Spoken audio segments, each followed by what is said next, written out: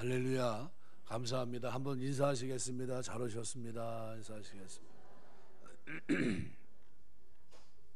네, 지난 한 주간 이제 이랬는데요. 가면서 이제 걱정이 비가 9월 달에 한번 크게 왔고 10월 달에 정도를 했는데 또 한번 크게 와가지고 가보니까 의자 저 정도 높이로 해가지고 흔적이 있더라고요. 그냥 거기까지 물이 차서 뭐 난리가 났습니다. 그러니까 치앙마이가 그 정도면 치앙라이는 산이기 때문에 들어갈 수 없겠다 싶어서 비가 어떻게 좀 잘 컨트롤 됐으면 좋겠다 했는데 스콜이라고 그랬죠. 스콜. 더운 지방에서 잠깐 비 내리는 거 그거 외에는 비가 안 오고 한 날이 너무 좋았습니다. 너무 감사하고요. 그다음에 치앙라이를 지나가면서 이제 숲속에 완전히 밀림입니다. 밀림인데 밀림 큰 산이 차 갖고 나오는데 보통 뭐 차 갖고 1시간 걸립니다. 들어가서 나오는데 1시간. 그러면 굉장히 깊은 곳이죠. 근데 제일 문제가 되는 게 뭐냐면 진창입니다. 진창. 보통 우리가 경험하는 진창이 아니라 산길의 진창은 잘못하면 빠져나올 수도 없고 일단 들어가면 핸드폰은 일단 안 되니까요. 왕래하는 사람들이 있어야 도움을 받을 수 있는 곳이죠. 들어갔는데 사륜고동차가 왜 이렇게 많은가 봤더니 이유가 있더라고요. 그 속에 사는 사람들은 다 사륜고동이에요. 그거 아니면 빠져나갈 수가 없으니까요. 제일 걱정이 됐던 거는 이제 내려가다가 한 30m 정도 되는 그 지역이 완전히 진창이에요. 내리막 한 경사 한 30도 정도 이렇게 내리막인데 이제 생각이 야 이거 다시는 일로 오면 일단 올 수 있을까 하는 생각이 번쩍 드는 겁니다. 그래서 내가 선교사한테 임직 선교사한테 그랬어요. 이 길 말고 다른 길은 없냐고. 올 땐 이 길은 불가할 것 같았더니 자기도 자신이 없대요.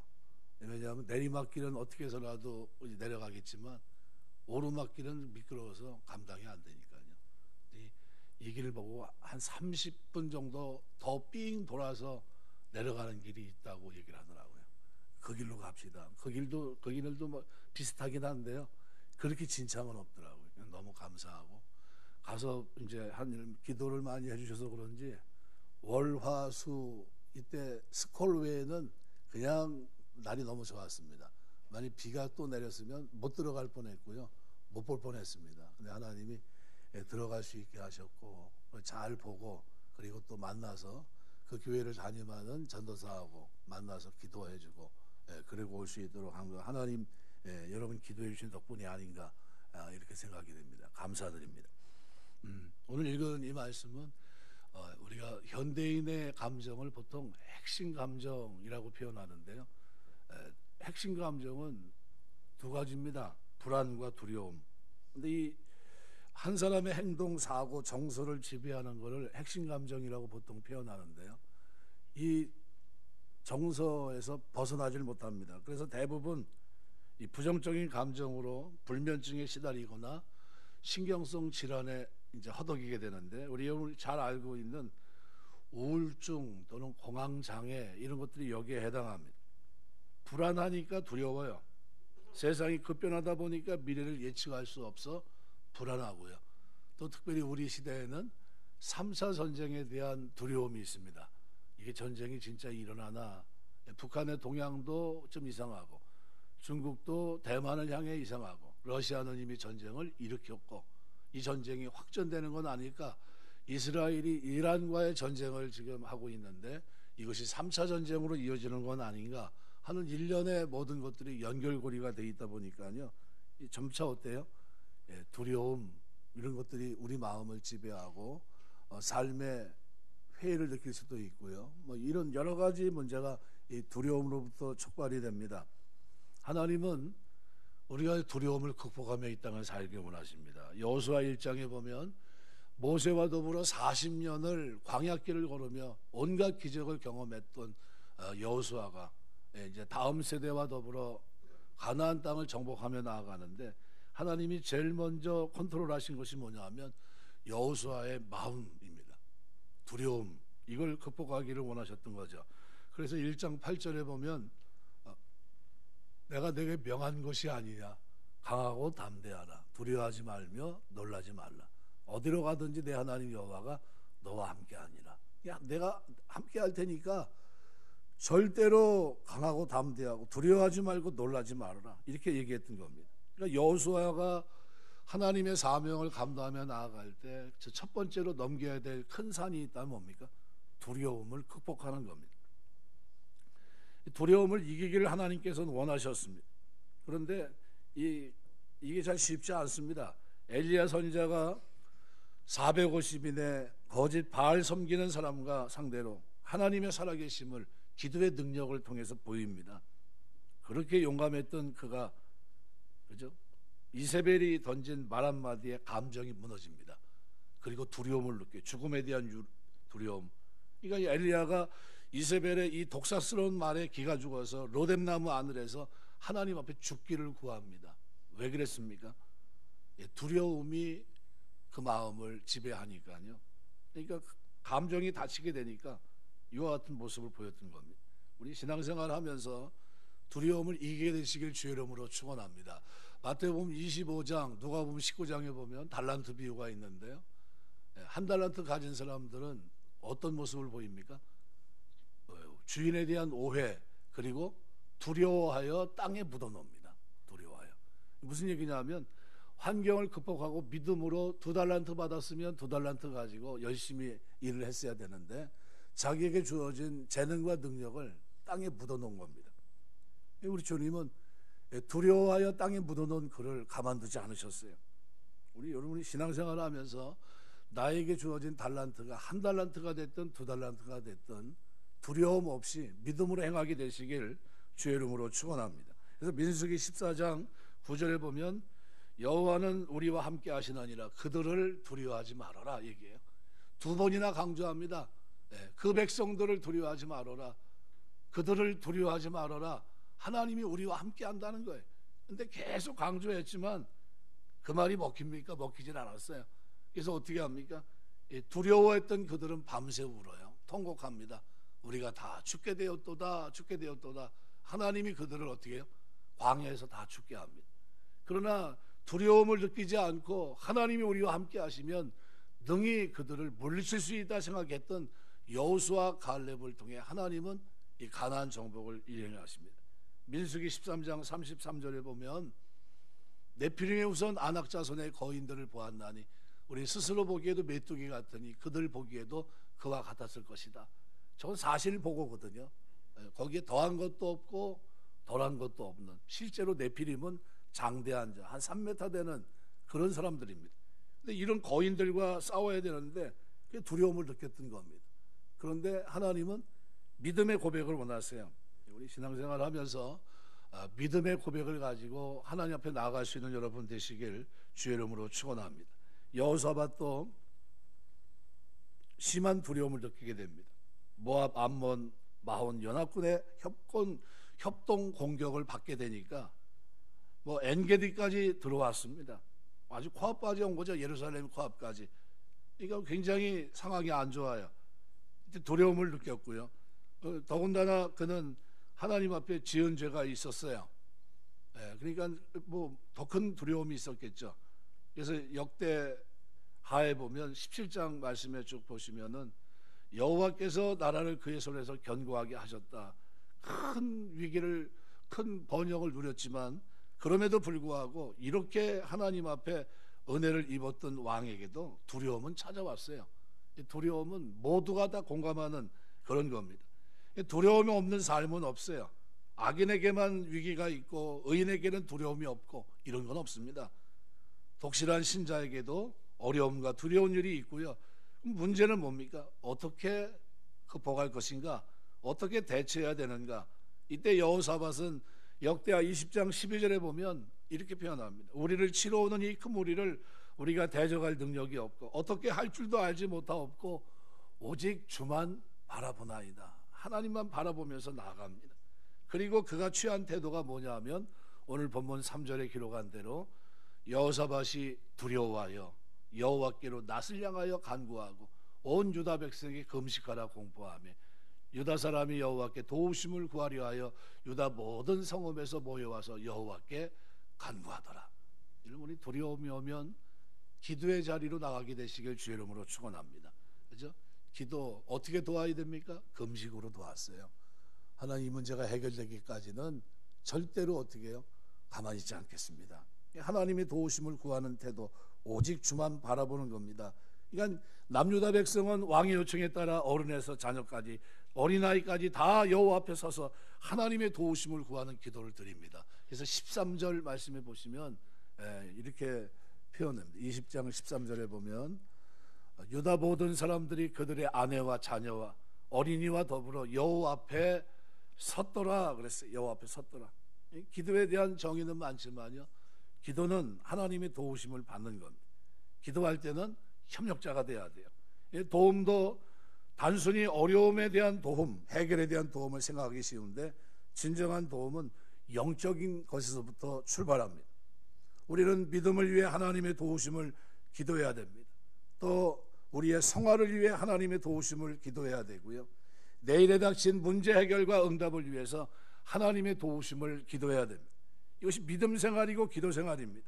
그래서 믿는 사람에게 간혹 뜻하지 않는 두려운 일이 다가올 때 원인을 제대로 알아야 바르게 기도합니다. 제일 먼저 뭘 생각해야 됩니까? 죄 문제입니다. 하나님이 죄에 대한 징벌로 이 일을 주셨다고 한다면 회개하고 성화의 길로 나가야 되고요, 또 훈련과 연단을 위해서 이와 같은 일을 주셨다고 한다면 믿음의 열정을 가지고 불평하지 말고 인내하며 견디면서 믿음으로 시작해야 됩니다. 또 아울러서 하나님이 이 일을 통해 상을 주시려고 한 것이라고 한다면 그러면 어떻게 해요? 그 속에서 찬양할 수 있어야 됩니다. 원수의 목전에서 상을 베푸시고 기름으로 내 머리에 바르셨으니 내 잔이 넘치나이다. 시편 23편의 다윗의 고백이에요. 어려움이 없는 사람은 없습니다. 두려움이 찾아오지 않는 사람은 아무도 없고요. 그러나 두려움이 찾아왔을 때 그것이 뭐 때문인가? 죄 때문인가? 아니면 나의 훈련과 연단을 위해서인가? 아니면 이것이 나를 상 주시기 위한 하나님의 배려인가? 고민하셔야 됩니다. 인생의 두려움은 그냥 두려움으로 놔두면 나를 실족하게 합니다. 망하게 합니다. 그런데 두려움이 왔을 때 기도의 방어막이 나에게 있어야 돼요. 하나님의 전신갑주를 입고 기도의 자리로 나가야 됩니다. 그래서 미국 속담에 두려움이 기도를 거치면 용기가 된다 그랬어요. 여러분, 우리가 두려움이 뭘 거쳐야 됩니까? 기도를 거쳐야 돼요. 우리 두려움이 오면 뭐부터 해야 됩니까? 기도부터 해야 돼요. 여러분, 기도의 자리로 나갈 수 있는 여러분 되시길 주의 이름으로 축원합니다. 이 두려움이 오면 방법이 없어요. 의인이나 누구든지 두려움을 이길 수 있는 유일한 출구가 어디입니까? 기도의 자리예요. 여호사밧이 땅에 얼굴을 대고 하나님께 경배했을 때 백성들은 레위인을 앞세우고 찬양을 시작합니다. 그래서 역대하 20장 18절 보면 여호사밧이 몸을 굽혀 얼굴을 땅에 대니 온 유다와 예루살렘 주민들도 여호와 앞에 엎드려 여호와께 경배하고, 그러니까 왕이 찬송을 제의합니다. 온 백성이 찬송했고 찬송의 힘이 얼마나 있었는지 20장 19절은 이렇게 표현합니다. 그앗 자손과 고라 자손에게 속한 레위 사람들은 서서 심히 큰 소리로 이스라엘 하나님 여호와를 찬송하니라. 우리 신앙생활하면서 두려움이 왔을 때는 기도와 찬송의 자리로 나가게 되시길 주의 이름으로 축원합니다. 기도는 언제까지 해야 될까요? 뭐 할 때까지요? 답이 나올 때까지, 마음의 평안이 올 때까지 하셔야 됩니다. 시편을 보면 다윗이 어려움을 누구보다 많이 겪은 사람이거든요. 10년 도망자의 생활을 했으니까. 근데 큰 어려움이 오면 하나님께 금식하고 기도합니다. 선행적으로 뭘 경험합니까? 제일 먼저 과거에 베푼 은혜를 기억해내요. 그리고 과거에 그때 하나님이 이렇게 날 도우셨지. 그리고 어떻게 해요? 이번에도 하나님 도와주시길 위해서 기도합니다. 기도하다 보면 이번에도 하나님이 도울 것이라는 확신이 옵니다. 그러면 어떻게 해요? 그렇게 행하실 하나님을 찬양해요. 이걸 우리가 선행적인 은혜라고 그러는데, 이거를 보면서 하나님 앞에서 과거에 나에게 기적을 베푸신 하나님은 이번에도 기적을 베풀 것이란 믿음이, 확신이 딱 들어오면 그때 뭐가 터져요? 마음의 평안이 오면서 찬송이 탁 터져나갑니다. 그러면 다윗이 고백을 해요. 하나님 이번에도 나를 구원하시면 내가 나를 구원하신 이 일을 많은 백성들에게 알게 하리이다 하면서 하나님 앞에 고백을 합니다. 서원을 해요. 이 장면을 이걸 그대로 기록하고 있거든요. 우리 신앙생활하면서 기도와 찬양으로 승리하는 여러분 되시길 주의 이름으로 축원합니다. 성도는 두려움을 이 기도와 찬양으로 극복하는 사람들입니다. 근데 파워 찬양을 했던 사람들이 있는데 오늘 본문이 어떤 찬송을 불렀습니까? 크게 찬송했다고 그랬어요.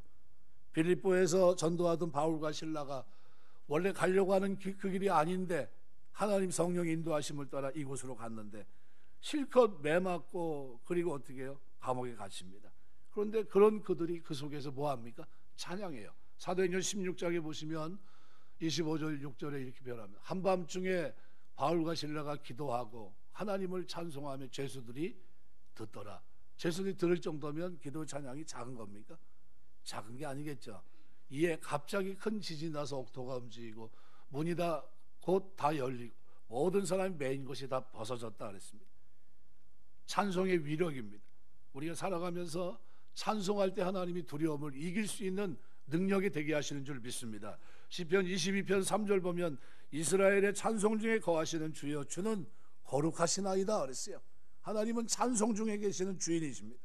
성경에는 다양한 형태의 찬양과 찬양대에 대한 기록이 남겨져 있습니다. 모세 시대에는 제사장에게 나팔을 맡겨 전쟁과 행진 신호는 물론이고 절기의 희락을 주도하게 합니다. 민수기 10장 8절 10절 보면 그 나팔은 아론의 자손인 제사장이 불지니 이는 너희 대대의 영영한 율례니라. 너희가 희락의 날과 너희 정한 절기와 초하루에는 번제물을 드리고 화목제물을 드리며 나팔을 불라. 그로 말미암아 너희 하나님 너희를 기억하시리라. 나는 너희 하나님 여호와니라. 하나님 뭐 할 때 하나님이 기억하시겠다고 했습니까? 제사장에게 나팔을 불어 신호를 줄 때 하나님이 그 제물을 받으시고 그때 역사하시겠다는 겁니다.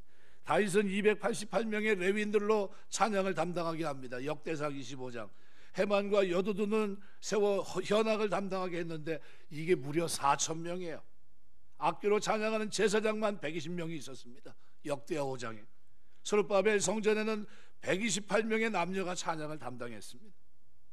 유대인들은 하나님을 찬양할 때 은혜가 임하고 그 신능력이 임한다는 사실을 믿었습니다. 그래서 그들은 시편 119편 164절에 보면 이렇게 표현합니다. 하루 7번씩 주를 찬양하나이다. 주의 의로운 규례로 말미암아 내가 하루 7번씩 주를 찬양하나이다. 7번씩 찬양한다는 게 횟수를 그렇게 7번 해야 된다 그 얘기가 아니라 7은 뭡니까? 완전수예요. 늘 찬양한다는 겁니다. 유대인들은 오랜 고난과 시련 속에서 찬양을 포기하지 않고 그 찬양으로 인해서 살아남았습니다. 찬양에는 악한 생각을 깨트리는 힘이 있습니다.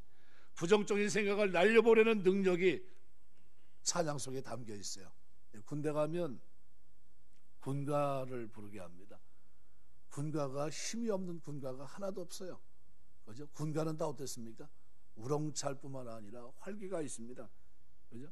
너무나 신이 나게 돼 있어요. 하나님 우리가 찬송을 부를 때 크게 부르고 힘있게 부르기를 원하십니다. 찬송을 부르면 하나님의 거룩하신 영이 강하게 역사하셔서 영육의 질병들을 치료받게 하십니다. 찬송할 때 성령이 역사하세요. 영혼의 닫힌 문을 강하게 뚫고 들어와서 우리의 마음과 생각을 지켜주십니다. 그래서 찬송을 곡조 있는 기도라고 표현해요. 곡조 있는 기도. 여러분이 찬송하게 되시길 주의 이름으로 축원합니다. 마음이 우울할 때 곡조 있는 기도 찬송을 부르면 기쁨이 들어오고 때로는 놀라운 기적을 하나님께서 동반하게 하십니다. 1346년에 유럽이 패스트에 의해서 많은 두려움에 휩싸이게 됩니다. 패스트가 많은 유럽 인구의 거의 절반 3분의 1을 죽였죠. 이때 크리스마스 이브가 됐는데 거리는 한산합니다. 청년 몇 명이 나와 거리에 나타나 찬송을 부를 것 외에는 아무것도 변화된 게 없어요.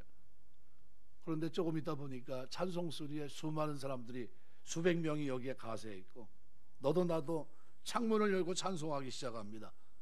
두려움이 사라지고 공포가 치유되면서 그리고 그들이 거리로 뛰쳐나와요. 뭐 하다가요? 찬송 부르다가. 이것이 찬송의 힘이고 찬양 기도의 능력입니다. 우리가 이 시대를 살면서 하나님 백성들이 이 땅에 사는 동안 두려움에 휩싸이는 세상 한복판에서 오늘 우리가 해야 될 것이 있는데 그것이 뭡니까? 찬송이에요. 찬송. 우리 살아가면서 찬송에 힘이 있게 되시길 주의 이름으로 축원합니다. 우리 신앙생활은 그렇습니다. 두 번째로 오늘 우리가 본문을 통해서 꼭 기억할 것이 있는데요. 하나님은 오늘 우리가 믿음으로 두려움을 이기기를 원하십니다. 하나님의 감정 수업은 믿음 훈련이에요. 감정 자체를 다루면 실패할 수밖에 없지만 믿음이 강화되면 감정을 컨트롤할 수 있습니다. 믿음 훈련은 그럼 어떻게 하는 겁니까? 하나님 바라보는 게 믿음 훈련이에요. 어떤 일을 경험하든 이 일이 크게 보이지 않고 하나님이 크게 보이면 성공한 겁니다.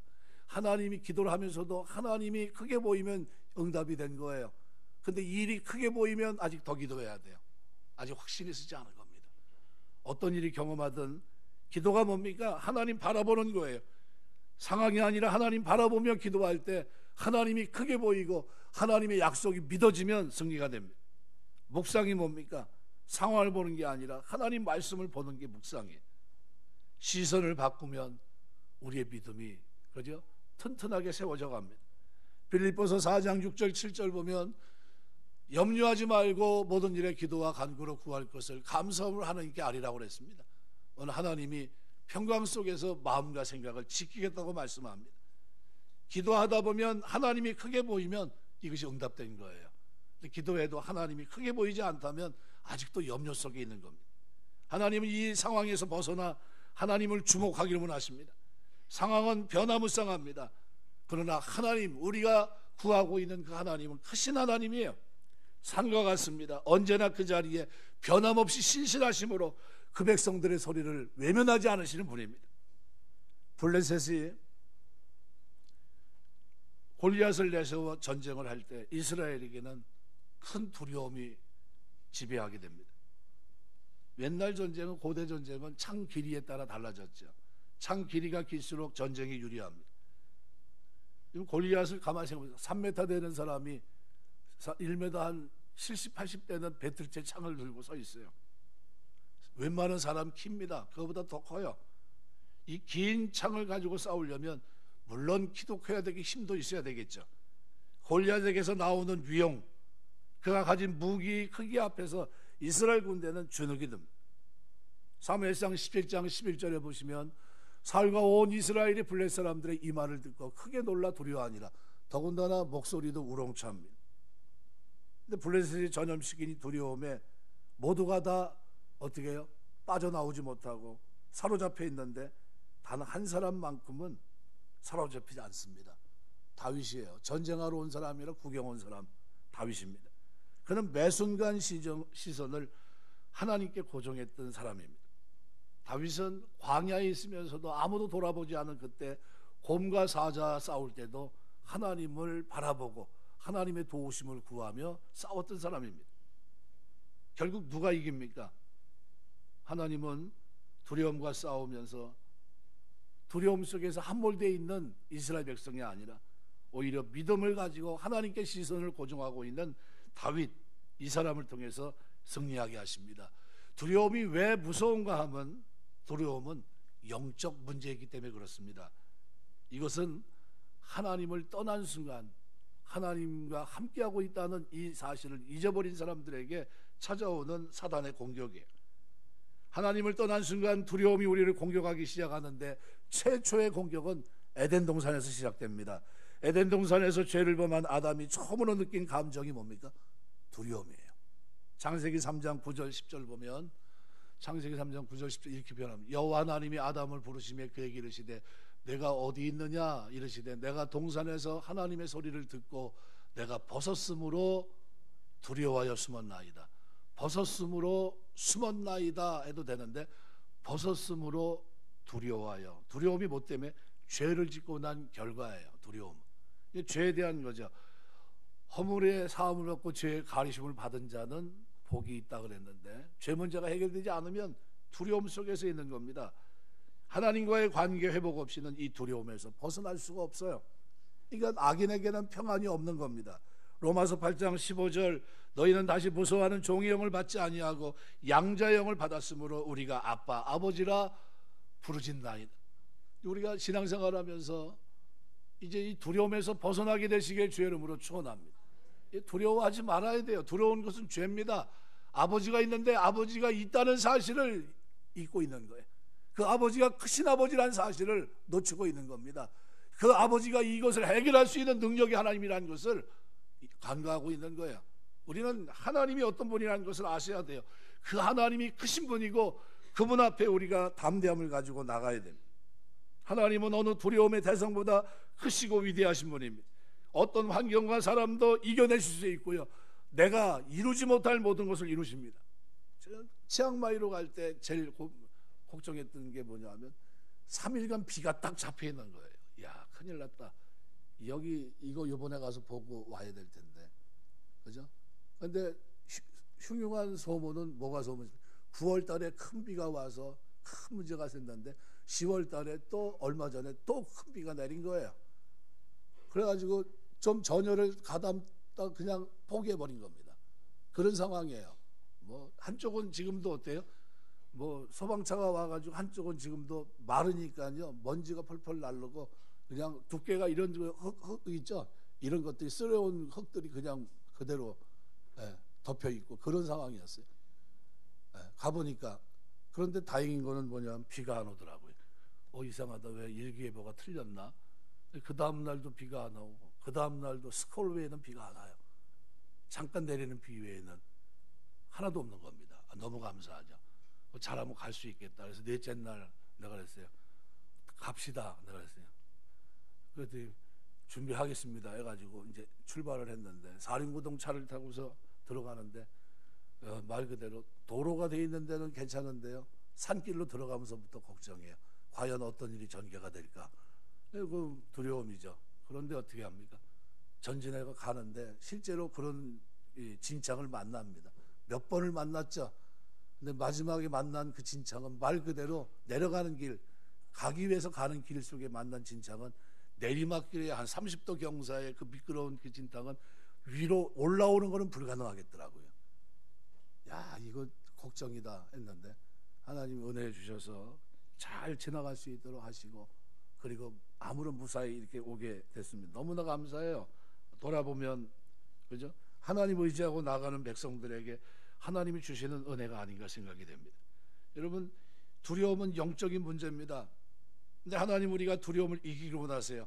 하나님이 나의 아버지라는 사실을 여러분이 기억하시길 주의 이름으로 축원합니다. 하나님을 바라보셔야 돼요. 나의 소망이 주께 있다고 하는 사실을 기억하셔야 됩니다. 모세는 광야를 떠도는 40년 동안 두려움의 강을 건너고 또 건너갑니다. 리더의 자리가 얼마나 힘들었습니까? 10번이나 그들이 어떻게 계속해서 하나님을 부인하게 하고, 그죠? 그런 어려움 속에 있었습니다. 결정을 내리는 순간마다 모세는 두려움을 느꼈어요. 돌로 치지 않을까? 그게 한두 번이 아니잖아요. 어찌할 수 없기 때문에 그 길을 걸어갑니다. 200만 명의 이스라엘 백성을 이끌고 모세에게 가장 큰 어려움은 이 두려움과 맞서는 거예요. 광야에서 이스라엘 백성들은 걸핏하면 원망하고 걸핏하면 불평하면서 모세를 죽이려고 돌을 들고 달려들었어요. 이런 세월이 40년인데 이 세월을 지켜준 건 누굽니까? 하나님이십니다. 하나님과의 거리감이 중요합니다. 하나님이 함께한다고 하는 것을 확신할 때 오늘 우리가 두려움을 이기게 되는 줄 믿습니다. 믿는 성도는 믿음의 시선을 가지고 두려움을 극복할 수 있어야 돼요. 그런데 이 정도로는 뭐 어떻게 이길 수 있을까? 그런데 세 번째로 우리가 생각할 것은 뭐냐면요, 근데 사도 바울은 그럼 이 두려움을 어떻게 이겼을까? 라는 겁니다. 다윗도 두려움을 극복했고, 여호수아도 두려움을 극복했고, 엘리야도 두려움을 극복했는데 이것이 다 은혜라고 치고 가기에는 너무나도, 그저 가는 길이 험악합니다. 신약에서 사도 바울처럼 고생 많이 한 사람이 있을까요? 아마 이 사람 위험한 길, 두려움을 많이 맞닥뜨린 사람이 없을 겁니다. 근데 사도 바울은 목숨이 경각에 달린 위기의 때 자기의 정체성을 분명히 붙들고 있었습니다. 여러분, 우리가 신앙생활하면서 여러분이 정체성을 붙들고 계시길 주의 이름으로 축원합니다. 여러 날 동안 계속되는 사도행전 27장에 보시면요, 유라굴라 광풍 속에서 그가 270여 명 되는 사람과 함께 한 배를 탔는데 뭐 말 그대로 죽기 살기죠. 근데 그때 지칠 대로 사투에 지친 모든 사람 앞에서 27장 23절에 보시면요, 27장 23절 말씀에 24절이 아니라 23절, 성경 한번 찾아보겠습니다. 사도행전 27장 23절.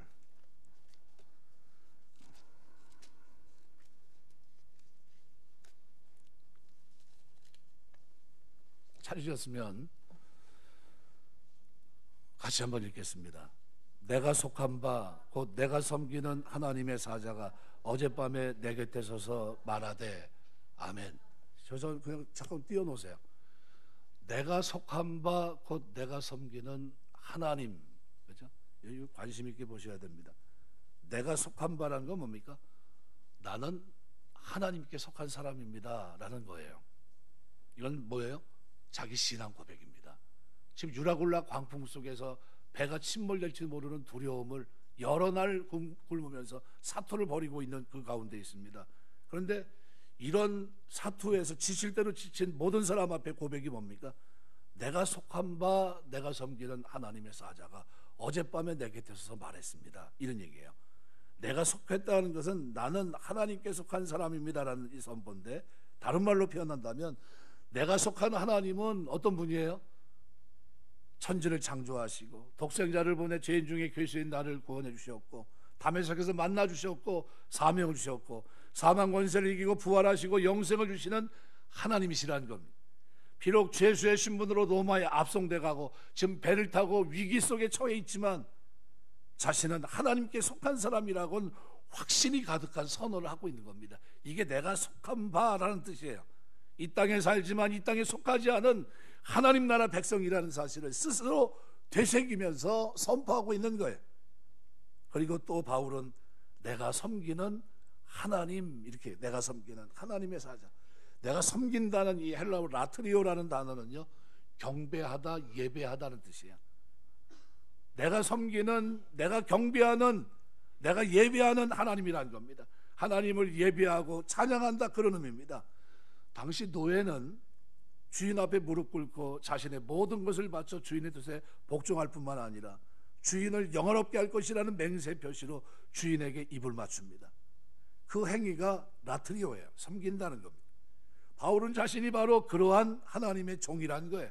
그러한 종. 고린도서 1장 8절에 보시면 형제들아 우리가 아시아에서 당한 환난을 너희가 모르기를 원하지 아니하노니 힘에 겹도록 심한 고난을 당하여 살 소망까지 끊어지고, 바울이 만난 모든 상황을 정리한다면 위로 헤아릴 수 없이 많습니다. 매도 많고 시내 강의 위협, 강도의 위협, 뭐 그 이상이죠. 근데 바울은 그 순간에도 하나님 앞에 그가 고백한 고백이 있습니다. 어떤 고백입니까? 바로 23절에 이 사도행전 27장 23절의 고백이에요. 내가 속한 바 곧 내가 섬기는 하나님. 나는 하나님께 속한 사람입니다. 나는 하나님께 예배하고 경배하는 사람입니다 라는 고백이에요. 여러분, 우리 신앙생활하면서 이 고백이 여러분에게 있게 되시길 주의 이름으로 축원합니다. 이게 두려움을 그죠? 느낄 수밖에 없고, 두려움 때문에 죽음과 삶의 차이가 한치 앞에 있는 그 어려운 순간이에요. 그때 드렸던 사도 바울의 고백입니다. 이 고백은 또 한 번 등장합니다. 사도행전 26장에 보면 16절에 아그리빠 왕 앞에서도 일어나 너의 발로 서라. 내가 내게 나타날 것은 곧 내가 나를 본 일과 장차 내가 내게 나타날 일에 너로 종과 증인을 삼으려 한다 그랬어요. 바울은 다메섹에 회심한 순간부터 자신은 하나님의 일을 위해서 종과 증인의 삶을 살아야 된다는 존재라는 사실을 그는 깨달았고요, 그 정체성을 놓치지 않습니다.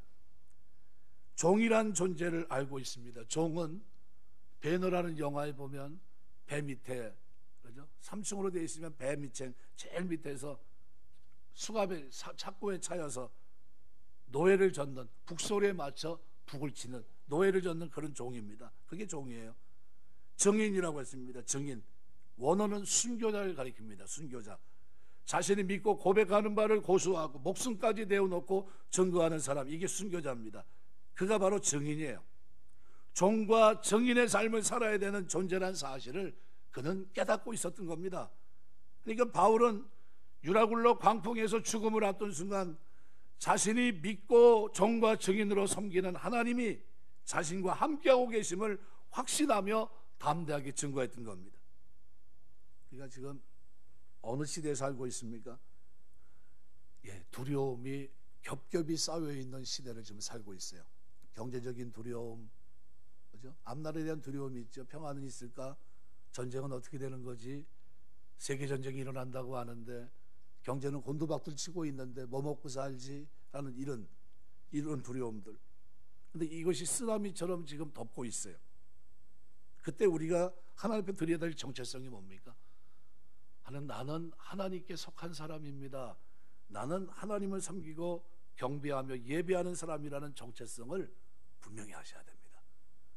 삶의 자리에서, 기도의 자리, 예배의 자리에서가 아니라 우리가 살아가는 두려움의 자리에서 오늘 이 정체성을 고백할 수 있는 여러분 되시길 주의 이름으로 축원합니다. 하나님, 나는 하나님께 속한 사람입니다. 저는 하나님께 예배하는 사람이고요, 섬기는 사람이고 경배하는 사람입니다. 나는 종으로, 정인으로 하나님 이 땅에 살고 있습니다 라는 거예요.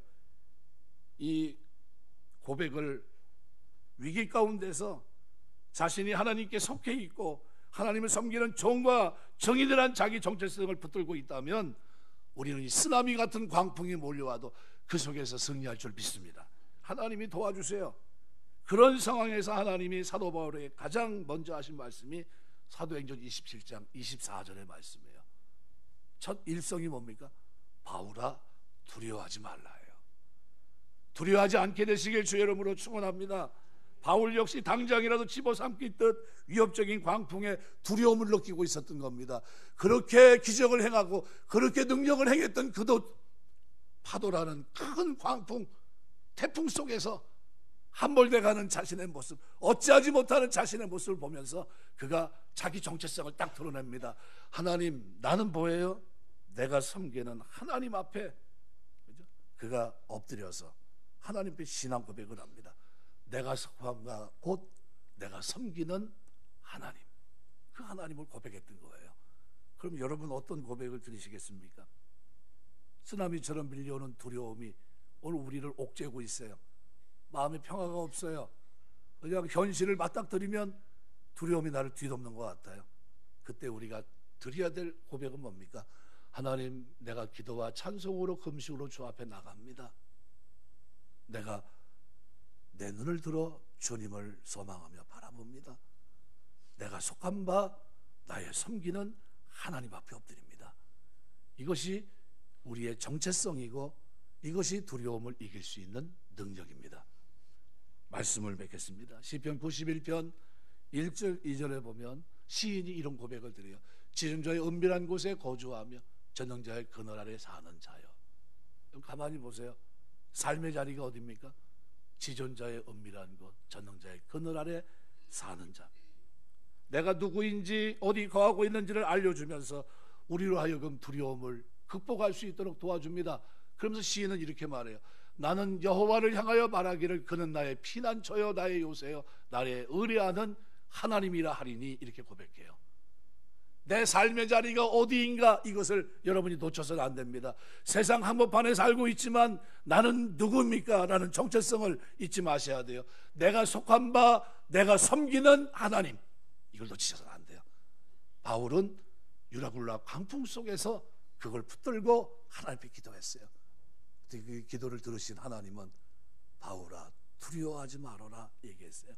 오늘 우리가 이 시대를 살면서 하나님이 오늘 우리에게 똑같은 말씀을 하실 것 같아요.